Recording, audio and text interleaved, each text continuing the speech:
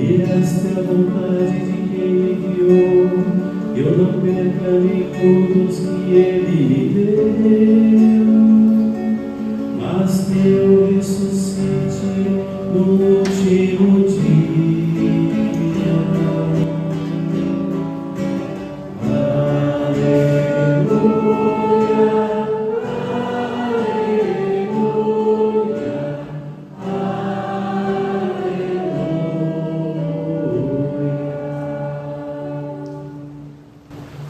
O Senhor esteja convosco. Ele está no meio de nós. Proclamação do Evangelho de Jesus Cristo segundo São João. Glória a vós, Senhor. Naquele tempo, disse Jesus às multidões: todos os que o Pai me confia virão a mim, e quando vierem não os afastarei. Pois eu desci do céu não para fazer a minha vontade, mas a vontade daquele que me enviou.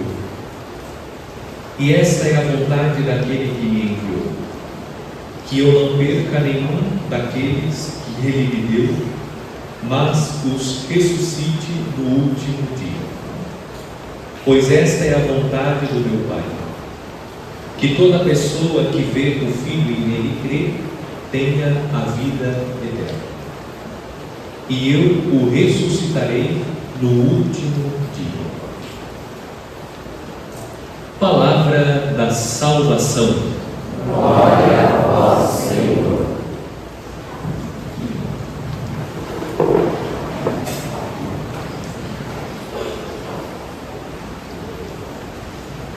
Nesta data, a Igreja celebra a comemoração dos fiéis defuntos. Seria necessária inúmeras explicações sobre verdades da nossa fé para compreender com profundidade o significado da comemoração dos fiéis defuntos. Mas como não será possível explicar cada elemento, eu faço uma explicação mais panorâmica para que nós possamos meditar o significado da comemoração dos fiéis defuntos. O ponto de partida da nossa meditação sobre o significado da comemoração dos fiéis defuntos tem os três estados da igreja. Nós temos o estado da igreja militante, o estado da igreja triunfante e o estado da igreja padecente. Ontem, celebrando a solenidade de Todos os Santos, nós fizemos memória do estado da igreja triunfante.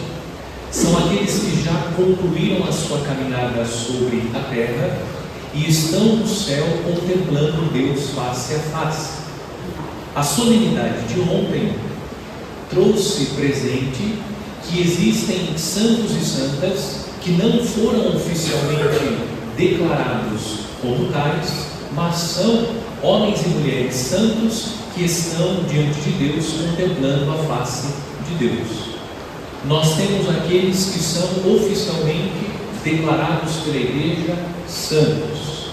Inclusive nós honramos nos altares os santos e santas de Deus, reconhecendo, como nos ensinou o prefácio da missa de ontem, que os santos são exemplo e auxílio.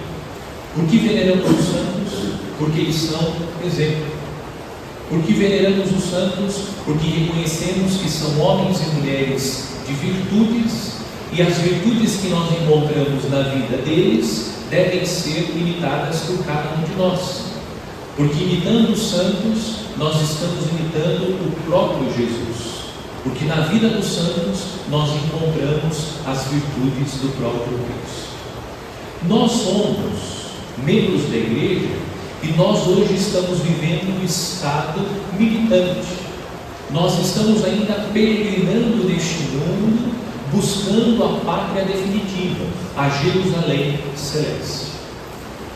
Alguns que terminam a sua caminhada sobre a face da terra passam desta vida em estado de graça, portanto no juízo particular, são consideradas dignas de entrar no céu. No entanto, na hora da morte, mesmo passando deste mundo em estado de graça, carregavam consigo algumas imperfeições. E existe um estado, que é o estado purgativo, para que essas almas, que mesmo passando em estado de graça desta vida, carregavam consigo imperfeições, possam purificar essas imperfeições, ou se quiser, purgar as penas temporais, para que então possam entrar nas alegrias dos céus. Hoje nós contemplamos na liturgia este estado da igreja, a igreja purgativa. Aqueles que terminaram a sua vida na face da terra, concluíram a sua peregrinação terrestre, passaram desta vida, foram considerados dignos de entrar no céu, mas estão no purgatório, vivendo esse período de purificação antes de entrar no céu e contemplar Deus face a face. Nós não rezamos pela salvação das almas do purgatório, porque elas já estão salvas. Nós rezamos pela purificação das almas do purgatório, para que elas possam viver esta purificação das suas imperfeições, ou a remissão das penas temporais, e entrem no céu, e junto de Deus possam interceder por nós. Eu disse isso em outra homilia sobre a comemoração dos fiéis defuntos, mas repito, quando nós rezamos pelas almas dos fiéis defuntos, e graças às nossas orações, penitências, os sacrifícios que nós oferecemos pelas almas dos fiéis que padecem no purgatório, quando essas almas entram nos céus, elas passam a interceder por nós, porque nós cooperamos com a purificação dessas almas, e a nossa cooperação estabelece com essas almas uma relação de amizade, e junto de Deus elas intercedem por nós. A comemoração dos fiéis defuntos, naturalmente, traz à memória os nossos entes queridos, aqueles que fazem parte da nossa vida, da nossa história, e que terminaram a sua caminhada sobre a face da terra. Hoje, para nós cristãos, não é um dia de tristeza. Nós fazemos memória dos nossos entes queridos e trazemos no coração a saudade, porque a tristeza não deve prevalecer no coração do cristão diante da morte. É fato que nós nos entristecemos quando passamos pela dor do sepultamento dos nossos entes queridos. Isso causa naturalmente tristeza. Nós ficamos tristes pela partida. No entanto, a tristeza não pode prevalecer no coração dos cristãos, porque a fé nos dá a certeza que a vida não termina com a morte. A fé nos dá a certeza que a morte para os que creem em Jesus é um sono do qual se desperta para a vida eterna. A morte, portanto, para nós é uma passagem. A passagem da vida transitória à vida perene. Hoje nós renovamos a nossa fé celebrando a comemoração dos fiéis defuntos na vida eterna, que nós cremos na vida eterna.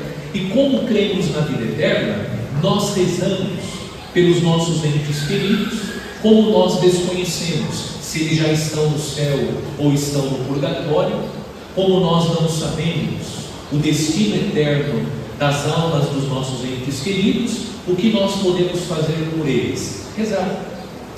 Nós rezamos, pedindo a Deus que, se porventura essas almas estiverem no purgatório, que elas possam, quanto antes, entrar nas alegrias do céu e junto de Deus interceder por nós. Nós devemos hoje agradecer a Deus pela vida dessas pessoas que passaram pela nossa história, pelo legado que elas deixaram, pelos ensinamentos que nós recebemos. Devemos fazer memória dessas pessoas com o coração exultante, porque Deus foi bom. Deus nos deu a oportunidade de conviver com essas pessoas que marcaram positivamente a nossa vida, a nossa história, e por elas rezamos, para que Deus as recompense, as acolha nas alegrias do céu e junto de Deus essas almas queridas possam nos esperar, para que um dia nós estejamos todos juntos na casa do Pai, como disse Jesus em outro texto do Evangelho: na casa do meu Pai há muitas moradas.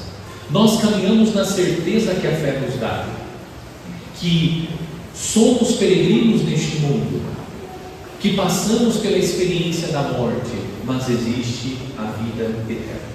Sobre isso, o texto da primeira leitura que nós ouvimos do profeta Isaías, o texto traz presente a ideia do banquete. O profeta Isaías, diante do sofrimento do povo, o povo de cabeça dura que sofre as consequências do seu pecado, o profeta busca despertar no coração do povo a esperança, dizendo que haverá um banquete de ricas iguarias, que as lágrimas serão enxugadas, que não haverá mais dor, sofrimento e não haverá morte. O profeta está suscitando no coração do povo a esperança. É essa esperança que nós devemos ter como cristãos. A esperança que os sofrimentos que hoje nós vivemos, as dores que nós experimentamos, e entre elas a dor da partida dos nossos entes queridos, tudo isso é temporal. Os sofrimentos, essa separação corporal, ela é temporal. Nós rezamos e devemos rezar pelos nossos entes queridos, falecidos, por aqueles que ainda estão entre nós e também por nós, para que todos possam chegar às alegrias da vida eterna, porque na vida eterna viveremos eternamente juntos de Deus e desfrutaremos das alegrias dos céus. O profeta está buscando suscitar no coração do povo, abatido pelos sofrimentos, a esperança. Nós devemos ter esperança, olhar para a morte, olhar para esta realidade da vida, da existência, com esperança. Nós não estamos dizendo para aqueles que já partiram um adeus para nunca mais. Nós estamos dizendo um adeus que tem sabor de até logo. Nos encontramos na eternidade. A fé nos dá a certeza que a vida não termina com a morte. No texto da segunda leitura, a carta de São João lembra que nós somos filhos de Deus. E Deus, como um Pai amoroso, não quer a morte dos seus filhos, não quer a destruição. Nós aprendemos que a morte entra no mundo como fruto do pecado. Mas o Pai que nos ama enviou o seu Filho para que através do sacrifício de Cristo nós fôssemos resgatados, libertos da morte eterna. Nós somos filhos amados de Deus. E os nossos entes queridos que faleceram também são filhos amados de Deus. De fato, paira no nosso coração a dúvida: onde está o meu ente querido? Onde ele está? Está no céu? Está no purgatório? Alcançou a salvação? Nós não temos essa resposta. Mas a palavra de Deus nos dá consolo. A palavra de Deus lembra que todos nós somos filhos de Deus.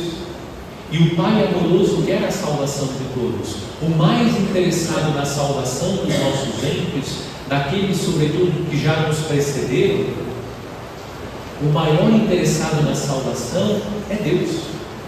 Deus é um Pai amoroso. Ele ama os seus filhos com um amor perfeito. Portanto, confiemos no amor de Deus, que quer a salvação de todos os seus filhos. E por fim, o Evangelho.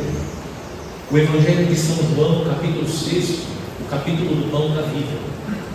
O texto de hoje faz alusão ao tema da predestinação. E na fala de Jesus, nós conseguimos compreender que Deus quer a salvação dos seus filhos, que Deus quer a salvação do homem. Deus envia o seu Filho para salvar o mundo e não para condenar o mundo. Quando o texto diz que Jesus vai acompanhar todos aqueles que o Pai lhe confiou, o texto está indicando que o desejo de Deus em relação ao homem é a sua salvação. Deus quer a salvação do homem. No entanto, a salvação, ela vai acontecendo na vida de cada homem pela fé, que é um dom de Deus, que nos faz crer nele, depositar nele a nossa confiança, mas esta fé em Deus também passa pelo nosso consentimento. Crer também é um ato de vontade. Nós precisamos tomar a decisão de crer no Senhor. Ele nos dá fé, mas nós precisamos responder este dom que Ele nos deu, tomando a firme decisão de colocar nele a nossa confiança e esperança. Deus quer, essa é a predestinação. Deus quer a salvação de todos, mas nós precisamos também, pela nossa vontade, acolher este dom, crendo em Jesus Cristo. Jesus foi enviado, como nós ouvimos no texto, não para afastar aquele que o Pai lhe confiou, mas para acolher e ressuscitar no último dia todos aqueles que em Cristo morreram. Ressuscitar para a vida eterna. Rezemos, irmãos e irmãs, neste dia pelos nossos entes queridos falecidos. Coloquemos nos braços de Deus aqueles que nos precederam, aqueles que partiram desta vida. Que Deus o acolha, que Deus os receba nas alegrias do céu. E rezemos pedindo a Deus a graça da perseverança, para que nós não desanimemos, mas perseveremos no caminho de Cristo, para que no último dia, quando Cristo voltar gloriosamente, nós possamos com os nossos entes queridos ressuscitar e entrar no céu em corpo e alma para viver eternamente com Deus na sua presença, desfrutando das alegrias da eternidade. E o profeta nos assegura: não haverá mais dor, sofrimento, lágrima, morte. Haverá vida em plenitude, a alegria, a paz, que Deus assegura aos justos, para aqueles que creem no seu Filho Jesus.